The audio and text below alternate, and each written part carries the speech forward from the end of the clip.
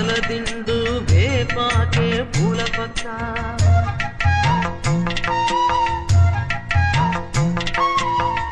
తల్లి చేయనిస్తే జోలాలి పాడే బిడ్డ ఎన్ని నాళ్ళ పుణ్యమో ఈ వరం దొరికెనే ఆనందం పొంగెనమ్మా వెల్లువల్ల కన్నుల దేవి మహాదేవి ఏ సేవ చేయగలని